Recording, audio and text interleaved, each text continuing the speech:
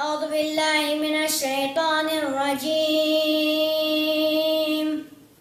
بسم الله الرحمن الرحيم. إنا أعطيناك الكوثر فصل لربك وانحر إن شانئك هو الأبتر. صدق الله العلي العليم.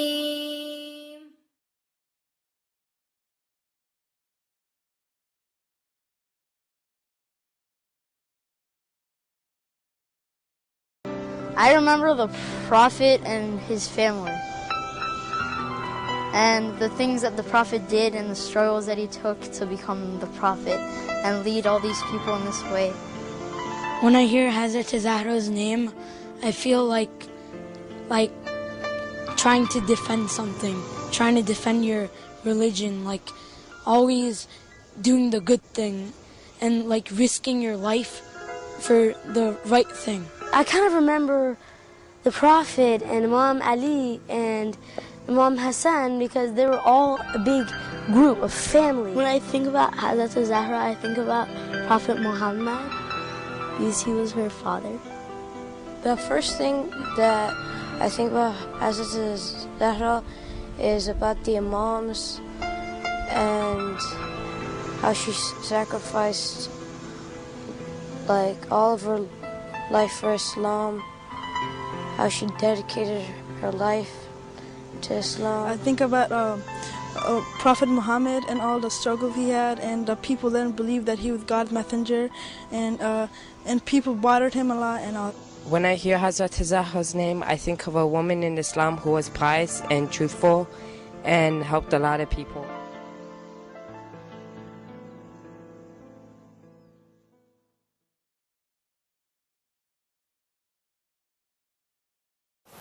When I think of Hazrat Fatemeh's name, I think of the events that happened in Fatemeh, how after the Prophet died, Fadak was given to Hazrat Fatemeh, but unfortunately it was taken away, and when she tried to receive it back, she couldn't, and it was just a really corrupt time, which Hazrat Fatemeh was betrayed really badly. Stories of Hazrat Fatemeh.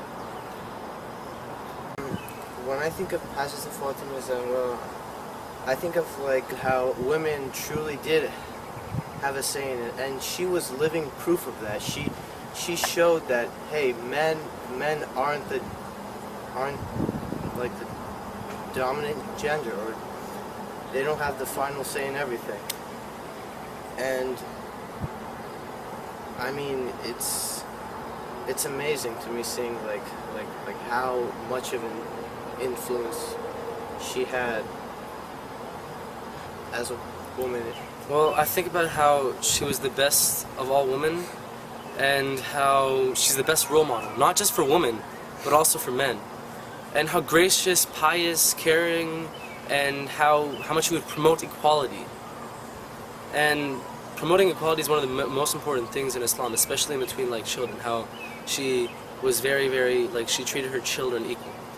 And also, we can't forget at the point how she was the only daughter of the Prophet. She's Sayyidatun Nisa al-Alameen, woman of all the worlds.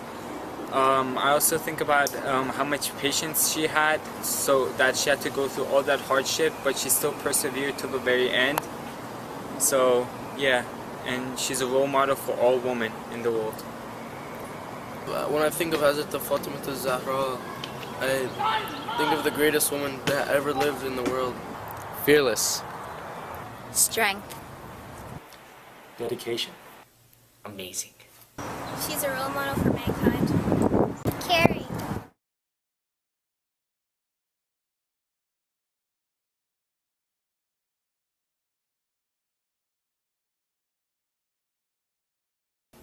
Fatemeh Zahra alayhi salam, one of the reasons that makes her to be special as a daughter to the Prophet sallallahu alaihi wasallam is what the Prophet himself said about her. As you know, one of her name is Abiha, that she has dedicated her life in taking care of the Prophet and playing the role of the mother in the life of her father.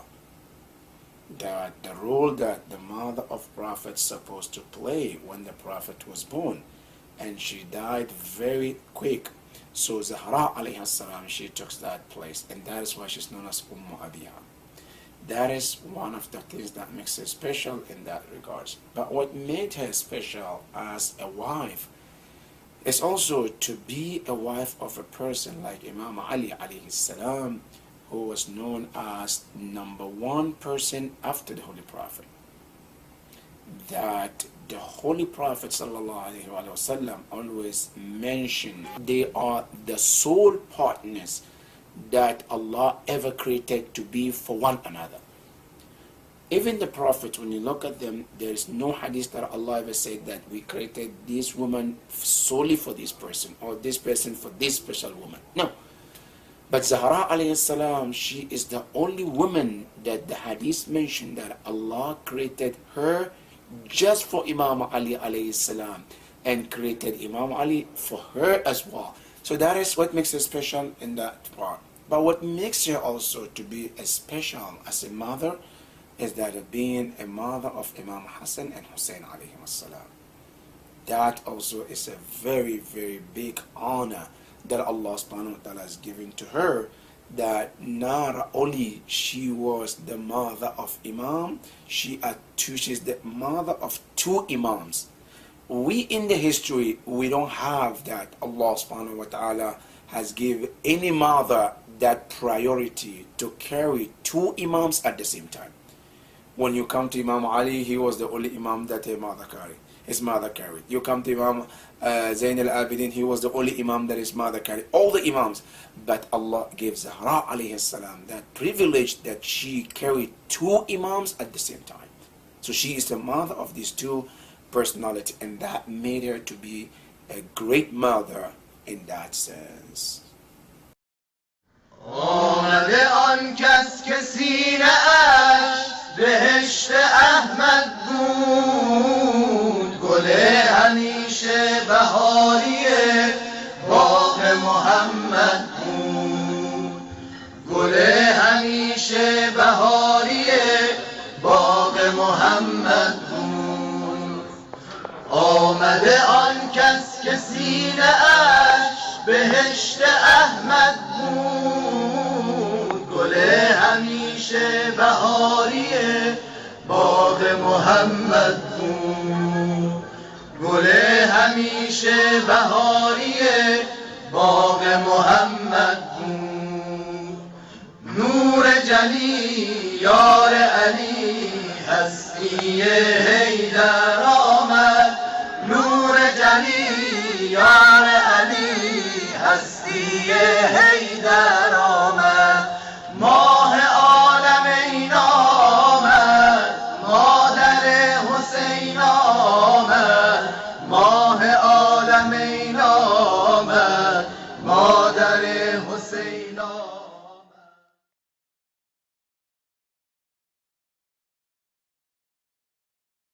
There are many things we all can learn from Zahra alayhi salam.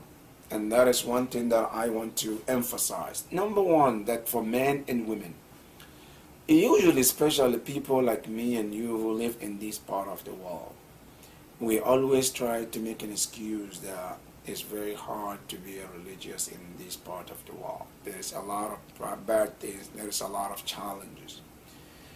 But when you compare to our challenges of today and the challenges that the Zahra alayhi salam lived during her lifetime, they are not less than what she went through. As a matter of fact, we can say she went through a lot more than we are facing today. But despite that difficulties, challenges, she was able to maintain herself and become a role model for all men and women in the world. And that is one of the lessons we have to learn. That don't make that excuse that, no, this time is too hard or this place is very hard to become a good Muslim. You and I can if we follow the steps of Zahra alayhi salam. That is number one. Number two, another lesson we can learn from Zahra alayhi salam, and that is to learn how Zahra was given in her life. She was known as to be a woman who always gives. To the point where even the Prophet ﷺ always sent people to her house when somebody comes begging and asking something. When people will come to the Prophet, they ask, none of the companions have something to give. And then the Prophet will tell them, go to Zahra's house, because it's the house that nobody goes there and comes and leaves with empty-handed. Zahra was that example. And you can see Quran confirms that in Surah Al-Dahr, وَيُطْعِمُونَ الطَّعَامَ عَلَى حُبِّهِ مِسْكِينًا وَيَتِيمًا وَأَسِيرًا. Quran confirms they were given 3 full days, one after the other, when people come asking them. That is one of the lessons we can learn from Zahra, to learn to give others, to share with others what we have. That is lesson number 2. Lesson number 3, which is also related to this lesson number 2, and that is when we give, what should we give? Usually you and I, when we give something as a sadaqah, we always give what? The worst of what we have. Things we don't like. Things we are not longer need in our life. That is what we usually give. But Zahra alayhi salam, when she gives the best of what she has. And that is the lesson we should learn from Zahra.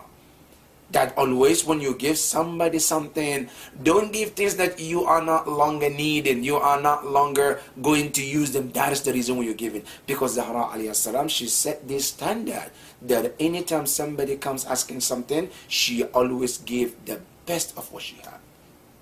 And as the narrations mention, she gave her wedding dress, which is so important to every woman. And when the Prophet asked her, she quoted this ayah, لَن تَنَالُوا الْبِرَّ حَتَّى تُنْفِقُوا مِمَّا تُحِبُّونَ.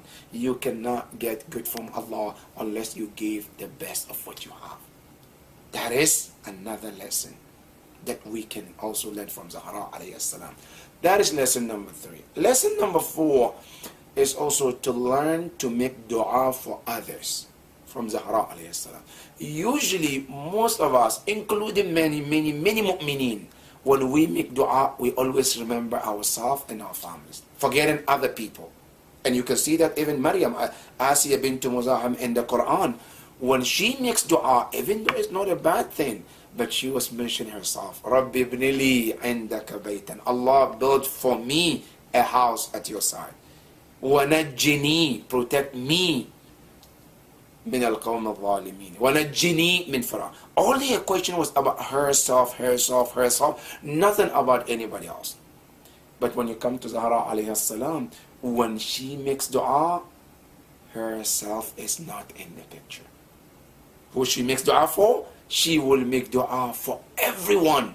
Mu'mineen, women and men. She will make dua for Shia of the Imam Ali alayhi salam, but nothing about herself. And that is a very important lesson we can learn. And you can see this, that even this is mentioned in Salat al-Layl, that before you make dua for yourself, make dua for 40 mu'mineen. But Zahra alayhi salam, she has educated us in this, in her life, that always remember to pray for other mu'mineen, inshaAllah. Walhamdulillah Rabbil Alameen.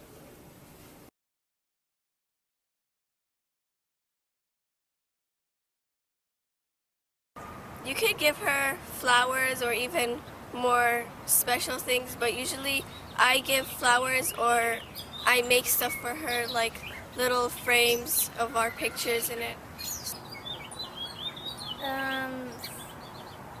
Doing what she says.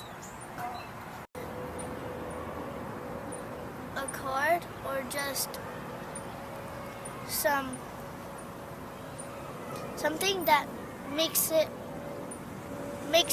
this special to her. Love and love. Be nicer. Ya ابن زهرا بیا بیا بیا بیا یا ابن زهرا بیا بیا بیا بیا یا ابن زهرا بیا بیا